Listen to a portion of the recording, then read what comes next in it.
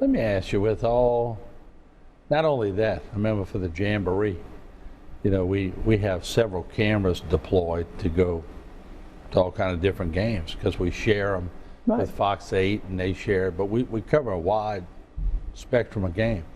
And so we knew that you were going to be at the EDY Jamboree, so we always bring that extra mic and we'll let you interview people. And so your second, well, no, your third, your family, then of course your practice, your third job, you became a reporter and a TV guy. So did you ever think growing up that Dr. Pat was going to be a TV guy?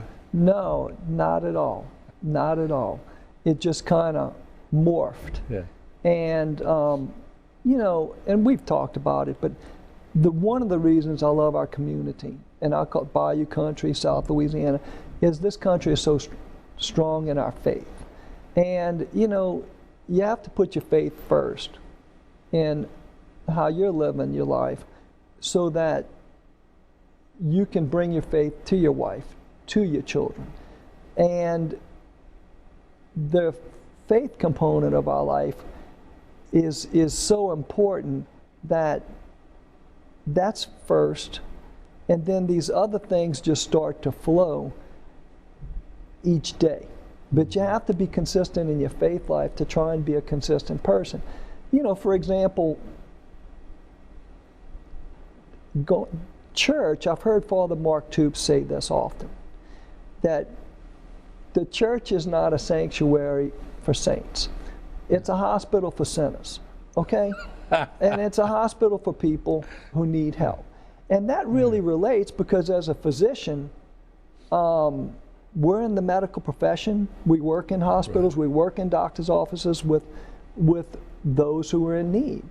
And, you know, the greatest healing power in the history of the world is your faith in God.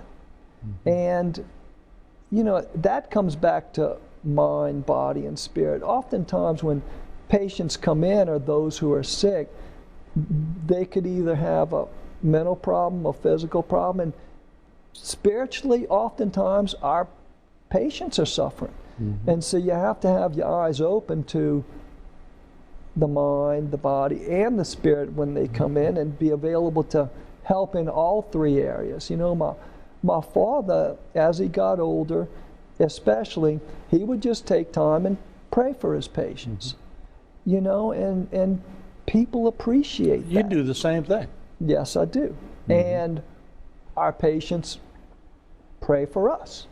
And, you know, if in the history of the world the greatest healer is spoken of in the Bible, then who would not take advantage of that healing power? Any good that comes out of me, believe me, it doesn't come from me.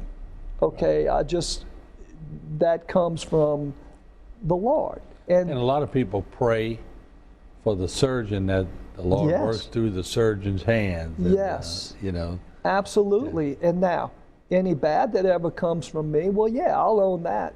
That is me. But you know, you've heard the saying, there's no atheists in foxholes. Okay, there's no atheists in foxholes. Well, why should you wait until you're in a foxhole in a war to turn to God? Right. You know, I mean, on a daily basis we can until you have the dreaded disease. Yes, exactly. You should be there a little bit before. And so there's never a bad time to turn to him, but you know. That's true. And you know, this community is blessed with so many faith-based people, you know, priests, religious, pastors, ministers, sisters, nuns, lay people of all different denominations that help others. You know, Carrie Bush has been a very close friend of mine. He has the Voice of the Lord Ministries. He's dedicated his life to ministry.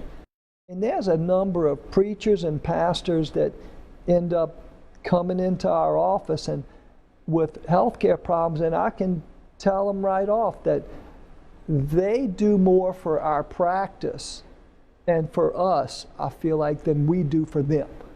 And so it's just a mutual respect. And I think that's another reason why I was just so attracted to coming back and living here. And I don't regret it.